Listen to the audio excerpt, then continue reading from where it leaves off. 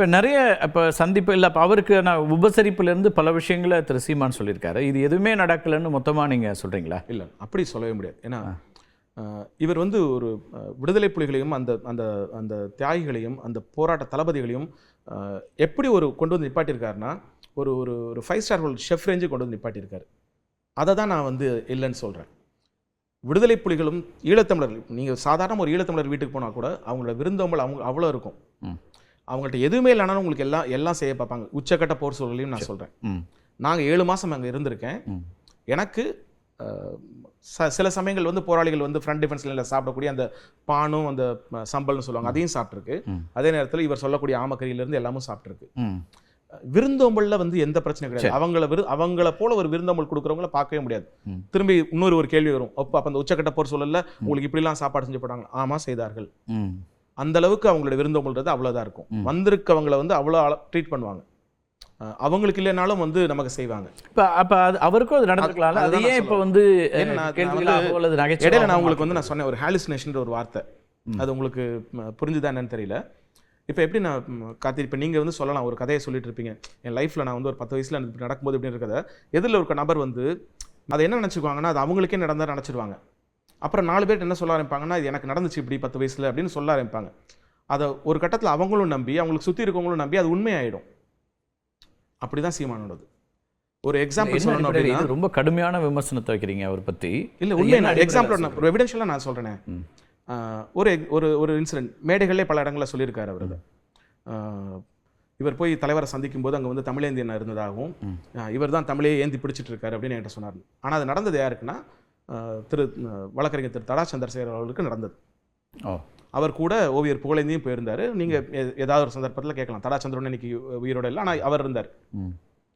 அவர் நாங்கள்லாம் ஒன்றா இருந்து பேசும்போது சொன்ன விஷயங்களை இவர் தனக்கானதாக மாற்றிக்கிறார். எனக்கு உண்மையிலே நடந்த ஒரு விஷயம் இது வந்து இன்னைக்கு அதுக்கு எவிடென்ஷியலாக ஃபேக்சுவலாக அந்த உணவை செஞ்சவங்கலேருந்து கூட இருந்து சாப்பிட்டவங்கலேருந்து முக்கியமான தலைவர்கள் உயிரோடு இருக்காங்க. அவங்க இதுக்கு வந்து என்டாஸ் பண்ணுறதுக்கும் தயாராக இருக்காங்க. என்னன்னா, நாங்கள் போய் ஒரு கொஞ்ச நாள்லே சேராவுக்கும் நண்பர்களுக்குலாம் தெரிஞ்சது நான் கடல் உணவு சாப்பிட்றதில்லைன்னு அவங்களுக்கு தெரியும். சரி, அப்போ என்ன ஏதாவது ஒரு இடத்துல ஏதாவது டீஸ் பண்ண வைக்கணுன்றதுக்காக வந்து வேணும்னே அவங்க என்ன பண்ணுவாங்க, இந்த இறால் பால் கூட்டுன்னு செய்வாங்க. அதில் இறால் இருக்கிறதே தெரியாது, ஆனால் அதெல்லாம் போட்டு கொடுப்பாங்க. நான் வந்து எனக்கு அது அலர்ஜின்னு சொல்லி நான் சாப்பிட்றதில்லை. சரி, அப்போ ஒரு நாள் வந்து நடேசன் என்னன்னா சந்திக்கிறதுக்கு கூட்டு போயிருக்காங்க. அது 2வது சந்திப்பு நடேசன். இந்த படம் துவங்குறதுக்கு ஒரு 10 நாளைக்கு முன்னாடி. அப்போ சேரா வந்து எனக்கு இந்த கறியை சாப்பிடுங்க, இது ரொம்ப நல்லாயிருக்கும், அது வந்து ஆடு பிரட்டல் அப்படின்னு சொல்லிட்டு இது வந்து தலைவரோட ஷெஃப் பண்ணது அப்படின்னோடனே எனக்கு பயங்கர அவரே என்ன வந்து இப்போ செஞ்சு கொடுத்துருக்காங்களா, அவரோட ஷெஃபே நமக்கு பண்ணியிருக்காங்கன்னு போது அது அப்படின்னு ஒரு அந்த ஒரு இதில் ஈகில் சாப்பிடும்போது அவ்வளோ டேஸ்ட்டு, அவ்வளோ ஆனால் காரம், அழுது சாப்பிட்டேன். எனக்கு ரொம்ப பிடிச்சிருந்தது. எல்லாரும் அவங்களுக்குள்ள நடேசனா அவர் புளித்தவெல்லாம் சிரிச்சுக்கிறாங்க. வனப்பிரிவோட சக்தி இவங்கெல்லாம் இருக்காங்க, சிரிக்கிறாங்க. என்னமோ அவங்களுக்குள்ள பேசுகிறாங்கன்னு நினச்சிட்டேன். ஆனால் என்னன்னா, ஒரு கட்டத்தில் சேரா சொல்லும் மாதிரி இது என்னன்னு கேட்டார். எனக்கு ஆட்டுக்கறி நீங்களேன்னா அது வந்து ஆமைக்கறி அப்படின்னாரு. அது எனக்கு ஆமையா சொல்லவே இல்லையே அப்படின்னா எனக்கு அது அவ்வளோ பிடிச்சது. அது ஒரு ஆமைக்கறி மாதிரியே இல்லை, அது வந்து ஒரு கடல் உணவு மாதிரியே தெரியல. எனக்கு ஒரு மட்டனோட ஃபீல் தான் இருந்தது. ஓகே, நான் ரொம்ப ரசித்து பிடிச்சி சாப்பிட்டேன். அதுதான் முதல் தடவை நான் ஆமையை சாப்பிட்டது. சரி, ஆமைக்கறி அங்கே பரிமாறப்பட்டது உண்மைதான். அது வந்து சீமானுக்கு கிடையாது, எங்களுக்கு பரிமாறப்பட்டது. அவர் வந்து திரும்பி போனால் அந்த காலப்பட்ட பதியில் வந்து இந்த விஷயத்த சொன்னாங்க. சொன்னதுக்கப்புறம் அவர் கேட்டார். அந்த டைமில் கிடைக்கல. எல்லா நேரமும் ஆமை கிடைக்காது. ஆமையை வச்சுக்கிட்டே அவங்க வந்து வேலை பார்த்துட்டு இருக்கிறது கிடையாது. அதுக்காகவே அவங்க இல்லை. இவர் சொல்கிற மாதிரி இந்த ஆமை ஓட்டில் வந்து யாரோ படகுல சவாரி பண்ணாத பார்த்தேன்னாரு. இப்படி ஒரு கதை கற்பனை வந்து மித்தலாஜிக்கல் இதில் வரும். நல்ல ஒரு மார்வல் மாதிரி டிசி மாதிரியான படங்களுக்கு இவருக்கு விஷுவல் எழுதுறதுக்கு நல்லா இதெல்லாம் இதாக இருக்கும். ஏன்னா சொல்லி பார்த்துருக்கீங்களா நீங்கள், அந்த ஆமை ஓட்டில் ஒருத்தர் வந்து துடுப்பு எடுத்துகிட்டு போனதை அவர் கடலில் போகும்போது பார்த்தேன்னு சொன்னார். இப்போ நீங்கள் அதை நம்புறீங்க அப்படின்னா இதையும் நம்பலாம். இல்லை, உங்களுக்கு ஆமைக்கறி பரிமாறப்பட்டதுன்னா ஏன் திரு சீமானுக்கு பரிமாற? நான் தான் சொல்கிறேன், இவருக்கு வந்து உடும்பு கறி செய்யப்பட்டது. ஒரு தடவை உடும்பு கறி செஞ்சு கொடுத்துருந்தாங்க. அப்போ வந்து உடும்பு கறி கிடைச்சிது. அந்த பாலாமைன்றது வந்து அப்போ போகும்போது ஏதோ ஒன்று கிடைச்சிருக்கு, அதை கொடுத்துட்டாங்க. எனக்கு பிடிக்கணும், எனக்கு செய்யணுன்றதுக்காகலாம் செய்யலை, கிடைச்சது செஞ்சு கொடுத்தாங்க. நான் மொத்தமாக ஒரு 7 மாதத்துல அதிகபட்சம் பண்ணால் 4 தடவை கூட நான் சாப்பிட்டுக்க மாட்டேன் ஆமைக்கறியை. அது ஒன்றும் டெய்லி கிடைக்கக்கூடிய உணவாக அது இல்லை. ஒரு 2-3 தடவை சாப்பிட்ருக்கோம், அவ்வளோதானே தவிர்த்து சீமானும் கேட்டாரு, கிடைக்கல. கிடைச்சதுன்னா கொடுத்துருப்பாங்க அவருக்கும். அதுல வந்து அவங்களுக்கு எந்த ஒரு இவர் கொடுக்க கூடாதுன்னு கிடையவே கிடையாது. அந்த நேரத்துல அது கிடைக்கல. ஓகே. அதே போல இப்ப நீங்க வந்து அவர் விருந்தோம்பல் பத்தி தான் சொல்றாரு. அவர் ஒன்றும் தனிப்பட்ட முறையில் வந்து அமைப்பை இது பண்றதோ அப்படி சொல்லலை. ஒரு இட்லி கறி பரிமாறப்பட்டதுலேருந்து என்ன சாப்பிடுகிறார், என்ன உணவு இருந்துகிறார், அதை கவனிச்சு வந்த விருந்தினரை அவங்க சிறப்பாக கவனிப்பாங்கன்னு ஒன்று சொல்றாரு. எல்லாமே வந்து நீங்க மறுக்கிறீங்களா அதில்? இதுலேயும் ஒரு இன்சிடென்ட் வந்து தடா சந்திரசேகர் அவருக்கு நடந்ததான். சந்திரனும் மதுரைக்கார். அவர் வந்து அவர் பேசுகிற ஸ்லாங்கே ரொம்ப இன்ட்ரெஸ்டிங்காக இருக்கும். அவர் எப்படி சொல்லுவார்னா, நாங்கள் சாப்பிடும்போதெல்லாம் பின்னாடியே அது நோட் பண்ணுவான்டா என்ன சாப்பிட்றேன்னு அப்படின்னுவார். இதை வந்து அவர் வந்து அப்படியே மாற்றிக்கிறார். அங்கே வந்து நீங்கள் வந்து எழுதி அப்படிலாம் அப்படி ஒரு அமைப்பே கிடையாது, கட்டமைப்பே கிடையாது. கற்பனையாக இருக்கலாம். அதான் நான் சொன்னேன், ஒரு மார்வல் டிசிக்கு கதை எழுத வேண்டிய ஒரு ஆள் தான் வந்து இப்போ இன்னைக்கு வந்து ஒரு அட்மின் குரூப்போட வாட்ஸ்அப். உங்களுடைய அனுபவங்களையோ அல்லது தடா சந்திரசேகருக்கு இருந்த அனுபவங்களையோ தன்னுடைய அனுபவமாக அவர் நாங்கள் 2 பேர் மட்டும் சொல்ல மாட்டேன். அதுக்கு பிற்பாடு நிறைய பேர் அங்கே போயிட்டு வந்தவங்க பேசினாங்க. ஓவியர் புகழேந்தியா இருக்கலாம், ட்ராட்ஸ்கி மருதனா இருக்கலாம், குளத்தூர் மணியனா இருக்கலாம். எல்லாருக்கிட்டும் அங்கங்கே பிட்ஸ் அண்ட் பீஸை எடுத்துக்குவார். எடுத்துட்டு அதை இவருக்கானதாக மாற்றிக்கிறாரு. அதில் என்ன ஒரு சிக்கல், உளவியல் ரீதியாக ஒரு பிரச்சனை என்னன்னா, இதை நீங்கள் வந்து ஏன் நான் திரும்ப அதை வந்து உளவியல் ரீதியாக நான் பார்க்குறேன்னா, அதை அவர் முழுசா நம்பர ஆரம்பிச்சிட்டார். அதுதான் இங்கே பிரச்சனையே. இல்லை, அது நீங்கள் அது ரொம்ப கடுமையான தனிநபர் விமர்சனமாக அதை பார்க்கப்படும். நான் என்ன சொல்கிறேன்னா, அவர் வந்து அவருக்கு வந்து நீங்களே சொல்கிறீங்க, அமைப்பிலிருந்து புலிகள் அமைப்பிலிருந்து அல்லது திரு பிரபாகரன் உள்ளிட்டவர்கள் அவரை போய் பரப்புரைக்கு பயன்படுத்தணும்னு நினச்சாங்க, அதை செஞ்சாங்க.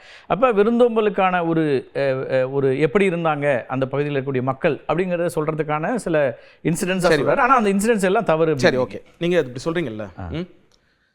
2008 பிப்ரவரி மாதம் 23ஆம் தேதி அங்கேருந்து கிளம்புறாரு. மே மாதம் 17ஆம் தேதி தமிழர் விடுதலை புலிகளோட அஃபிஷியலாக அவங்களுடைய இது முடியுது. அவங்களோட போராட்டம், ஆயுத போராட்டம் இறுதி வடிவத்துக்கு வரது முடியுது. இதுக்கிடையில் அவர் வந்து குறைஞ்சபட்சம் 2 தடவை வந்து தேசிய பாதுகாப்பு சட்டத்தில் கைதாயிருக்காரு. நான் correct me if I am wrong நம்புகிறேன்.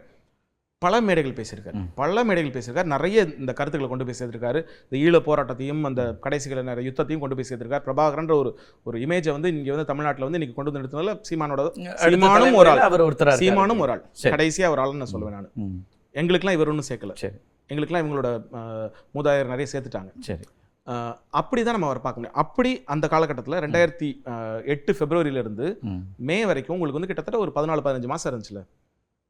உங்களுக்கு மீடியாவில் நீங்களும் ஊடகத்தில் இருந்திருக்கீங்க. எங்கேயாவது ஒரு இடத்துல, ஏதாவது ஒரு பதிவில், ஏதாவது ஒரு மேடையில் தலைவரோட நான் இத்தனை மாதம் இருந்தேன், இத்தனை வருஷம் இருந்தேன், இவ்வளோ நாள் என்கிட்ட இதெல்லாம் பேசினார், இதெல்லாம் சொன்னார், இப்படிலாம் எனக்கு சாப்பாடு போட்டார், அண்ணி எனக்கு இட்லி ஊட்டி விட்டாங்க, என்ன எங்கேயாவது காட்டுங்களேன்.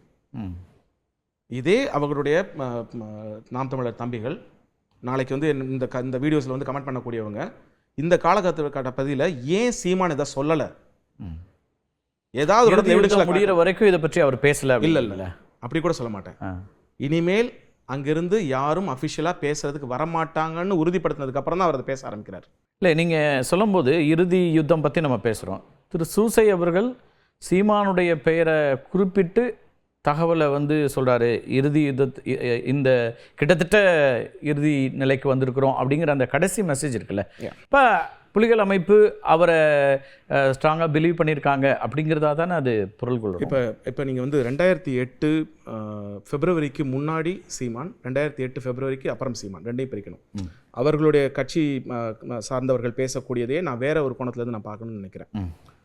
அவருக்கு ஈழம் குறித்த புரிதல் அங்கே போனதுக்கப்புறம் வருது. சரி, இன்னும் வந்து அவருக்கு வந்து பேச அதை வந்து பேச ஆரம்பிக்கிறார், களமாடுறார், நிறைய கொண்டு பேசி ராமேஸ்வரம் கூட்டம்லாம் எல்லா இடத்துலையும் பாரதிராஜா அப்பா அவர்கள் வந்து அதை அமைச்சு கொடுக்குறாரு. அவர் வந்து பேசுறாரு. இயக்குனர் அமீர் அவர்களும் சீமான் அவர்களும் ஒரே தான் அவங்களுக்கு. சரி, நானும் ஒன்று தான், அவங்களும் ஒன்று. எல்லாருமே புலிகளை பொறுத்தளவுக்கு எப்படின்னா, விடுதலை புலிகள் யாரை எந்த இடத்துல பயன்படுத்தணும்னு அவர்களுக்கு தெரியும். அதுக்கு மட்டும்தான் அவங்கள பயன்படுத்துவாங்க. சரி, அதை தாண்டி எதுக்குமே அவங்க பயன்படுத்துவாங்க. அதை தாண்டி அவங்கள்ட்ட எதையுமே சொல்லவும் மாட்டாங்க. எனக்கு இவ்வளோ தெரியும்னு அது பொதுவாக இருப்பாங்க. அப்படிதான் அவரை பேசுறதுக்கு மட்டும் தான் அவரை யூஸ் பண்ணாங்க. இன்னைக்கு சீமான் இருக்கக்கூடிய இந்த ஒரு ஒரு ஒரு இடத்துல இருக்காருல்ல, இது அமீருக்கும் கிடைச்சிருக்க வேண்டியது. அமீர் என்ன சூஸ் பண்ண பாதை வேற, இவர் சூஸ் பண்ண பாதை இவ்வளவுதான். நான் ரொம்ப சிம்பிளா சொல்லிக்கலாம்.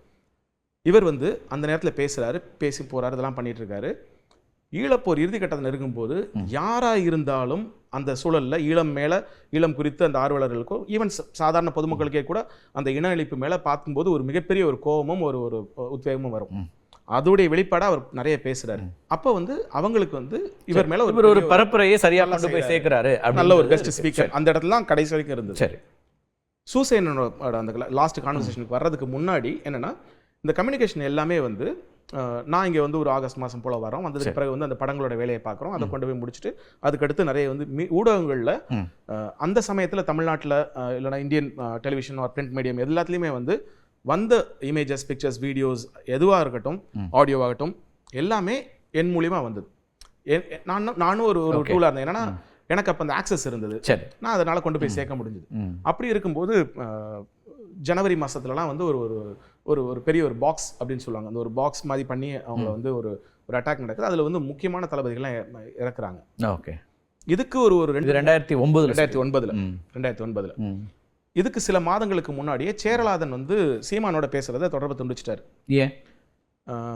இது தனிப்பட்ட முறையில் இது பேசுறதா ஆயிடக்கூடாது, இருந்தாலும் அதில் அவங்க நேரடியாக அந்த இடத்துல இருந்தாங்கன்றதுனால அதை சொல்ல வேண்டியிருக்கு. இது வந்து தனிநபராவோ அவருடைய தனி வாழ்வு சம்மந்தப்பட்ட விஷயமே கிடையாது. அதில் எனக்கு உடன்பாடு கிடையாது. எல்லாருக்குமா நான் பர்சனல் லைஃப்ன்றது பர்சனல் லைஃப். சேரா வந்து ஒவ்வொரு தடவையும் எல்லாத்தையும் பேசும்போது ஸ்கைப்பில் பேசுவாங்க. அப்போ இவருக்காகவே ஒரு சிஸ்டம் ரெடி பண்ணி கொடுத்து அதில் வந்து பேசுறதுக்குலாம் அது பண்ணியிருந்தாங்க. எல்லாருக்குமே, இவருக்கு மட்டும் கிடையாது, எல்லா தலைவர்களுக்கும் ஸ்கைப். அவர்களோட தொடர்பில் இருக்கக்கூடியவர்கள் அல்லது அவங்க மேலே இதோட இருக்கிறவங்க, அக்கறையோட இருக்கிறவங்கிறவங்களுக்கு பேசுகிறாங்க. ஆமாம், ஸ்கைப்பில் பேசுவாங்க. இல்லை அது என்னன்னா, என்ன செய்யணும் அடுத்து, ஏதாவது பேச வேண்டியிருக்கு, எதை பற்றி பேசணும் அப்படின்ற மாதிரிலாம் சொல்லுவாங்க. அப்போ ஒரு நாள் நான் போகும்போது மாடியில் அண்ணன் இருக்கார் அப்படின்னாங்க. சரி, மேலே போகும்போது ஒரு சினிமாவுடைய நடிகை, இன்றைக்கி பிரபலமாக பேசக்கூடிய விஜயலட்சுமி அங்கே தான் இருந்தாங்க.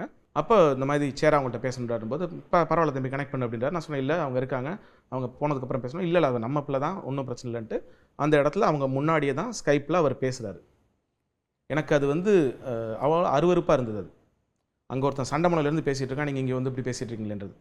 நான் இமீடியட்டாக வெளியில் வந்தோன்னே சேராட்ட சொன்னேன், சேரா தான் நடக்குது அப்படின்னோடனே அவர் அவ்வளோ ஒரு அப்யூசிவ் வேர்ட்ஸ், கெட்ட வார்த்தைன்னு சொல்லுவோம்ல, அவங்க மொழியில் சொல்லணும்னா தூசண பேச்சுன்னு அப்படி ஒரு வார்த்தைகளை சொல்லிட்டு இனி அவனுக்கு நான் பேச மாட்டேன் அப்படின்னு வச்சுட்டாரு. அதுதான் சேரலாதன் சீமானோட கடைசியாக பேசினது. அப்போ பேசும்போது அங்கே விஜயலட்சுமியும் இருந்தாங்க. இல்லை, அதுக்கப்புறம் அவர் பேசலன்றதை நீங்கள் எப்படி ஆத்தென்டிகேட் பண்ணுறீங்க? சீமான் அவர் கம்யூனிகேட் பண்ணால் என் மூலியமாக தான் கம்யூனிகேட் பண்ணணும். இங்கே இருந்த மோஸ்ட் ஆஃப் த பீப்புளுக்கு வந்து கம்யூனிகேஷன் நான் தான் பண்ணி கொடுத்துட்டு இருந்தேன். சரி, என் மூலமாக தான் பேசினாங்க, அது வரைக்கும் பேசவே இல்லை.